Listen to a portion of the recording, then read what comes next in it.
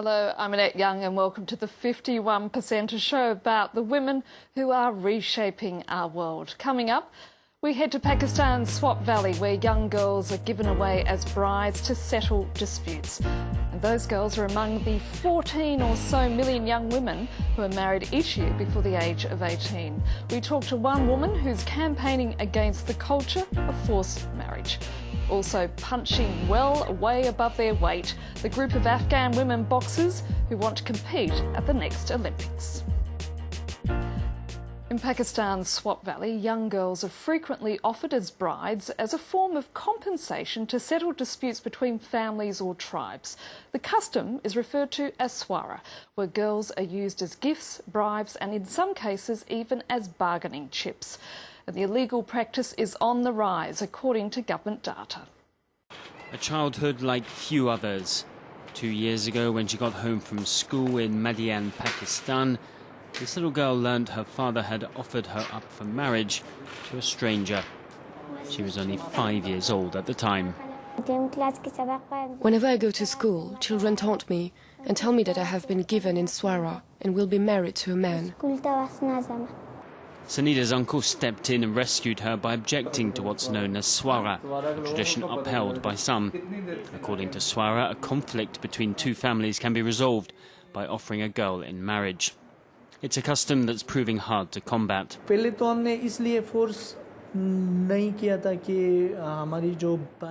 Initially, we thought they can't take this girl away. But then they increased pressure with every passing day to give her away through swara, forcing us to go to the courts.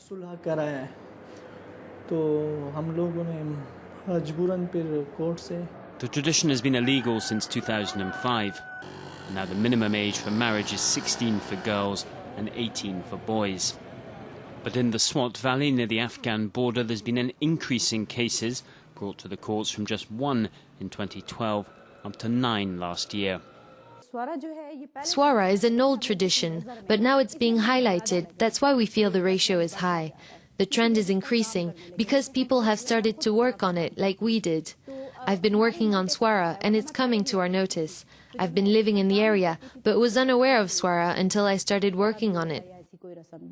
While efforts to stop swara are beginning to make a difference, there's still a long way to go to eradicate the tradition, especially in the country's more conservative regions.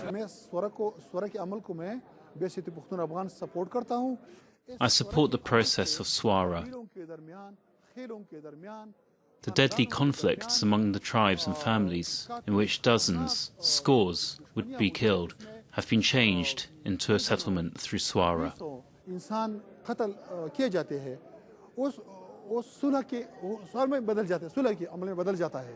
The law banning swara is increasingly respected, but according to human rights advocates, the number of reported cases is just a fraction of the reality.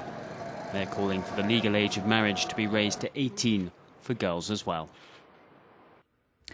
And the practice of forced marriage is not just confined to the subcontinent. Across the world, an estimated 14 million young girls under the age of 18 are married each year. And joining me now from London is Sarah Cambu, the president of the International Centre for Research on Women, an organisation that's seeking to raise awareness of the issue. Sarah, thanks for joining us. For us here in the West, we tend to think that this is a tradition confined to the developing world, but that's really not the case, is it?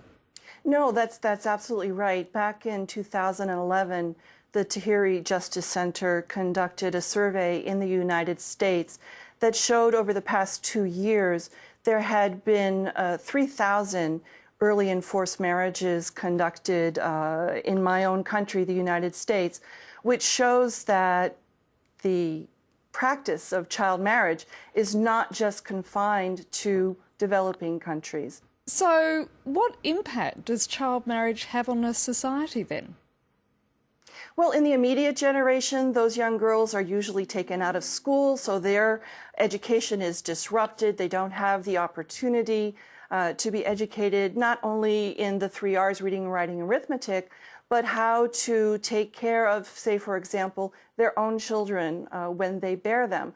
So this becomes the start of a vicious cycle where If they are not educated, they're not able to care for their children. Those children don't thrive in school, and the vicious cycle of poverty continues. If girls stay in school, if we can get them through to the secondary school level, they're much more likely to take better care of their children, to know how to nourish them, to make sure that they go to school, that they're educated, that they have opportunities to lift themselves out of poverty and hopefully be strong producers and actors in the economy. So what needs to be done, Sarah?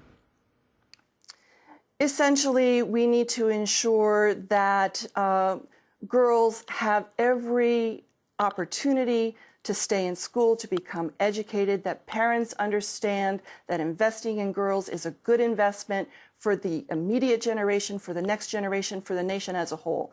And we've seen solutions like this in India, for example, where the government is using conditional cash transfers to keep young girls in school through to the age of 18, so that at the end of this educated time period, it may be that they want to invest in small business, they may want to go on to further education, but they're ready to be nurturing mothers for the next generation, economic actors producing for not only their family but for the country. But isn't it the reality that at the end of the day you're talking about traditional religious cultures whose views on the status of women is vastly different to secular Western countries? How do you change that mindset successfully? I would first start by saying that this is a practice that goes across all religions, all ethnicities. Even in the study that I was citing in the United States, that was across 56 different countries and a variety of faiths. So it's not located within one faith community. And oftentimes there is going to be supportive text within the religious texts of various faiths that we can turn to and begin to make the case for why ending child marriage is an important advancement for society as a whole. We find working with spokespersons from the faith community who understand the devastating impact of child marriage is one way to begin to make inroads. If we can marry that with exchange in legal situations, so ensuring minimum age of marriage for both boys and girls at 18, and engage religious leaders in promoting these rights to age at marriage, this is one way how we can make progress going forward. Sarah Dagan-Kambu, thank you so much for your time. I'm afraid we're going to have to leave it there. Moving on, and to other women making headlines this week, Michelle Bachelet has been sworn in as the President of Chile. It's the 62-year-old's second time in office. The socialist leader was inaugurated in a ceremony in the city of Valparaiso. Bachelet is the first Chilean president in over half a century to return for a second term. And finally, to a country where women's equality has been traditionally low on the list of priorities. For more than a decade on from Taliban rule, Afghan women are still struggling to ensure the most basic of rights. But in the capital, Kabul, for the very first time, a group of female boxers are aiming to compete at the next Olympics. Nicholas Rushworth reports on a group of women punching way above their weight. Central Kabul, and some women in this market are wearing the burqa. A dozen others, meanwhile, in a Kabul gym are putting on boxing gloves. They're hoping to punch their way to the Rio Olympics in 2016. They say nothing's stopping them. Our rights are much better now compared to under Taliban rule over a decade ago. I don't have any complaints. We can go to school, do sports, even boxing. We have more rights now, and it might even get better. Some of the boxers are as young as 18. They acknowledge the battle for women's equality in Afghanistan has some way to go. Women here have secured around 80% of their rights, so not all of them. We struggle and pray we will be able to claim all 100% of them from the government and the wider community. The women displayed their skills at the Kabul Stadium in early March, along with other female athletes, some demonstrating taekwondo talent, others lifting weights, and backed by the Afghan president.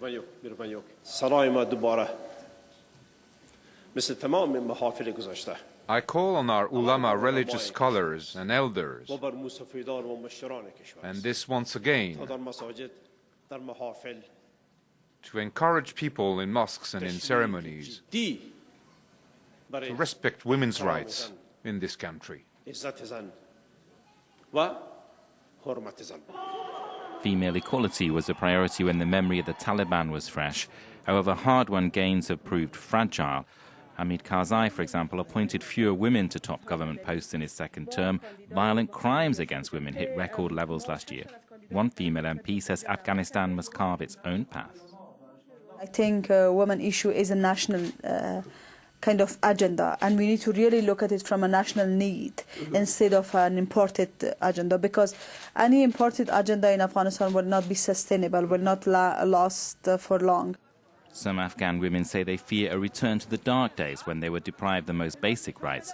Others are saying they are determined to fight for a better future with a jab here and there, a left and a right.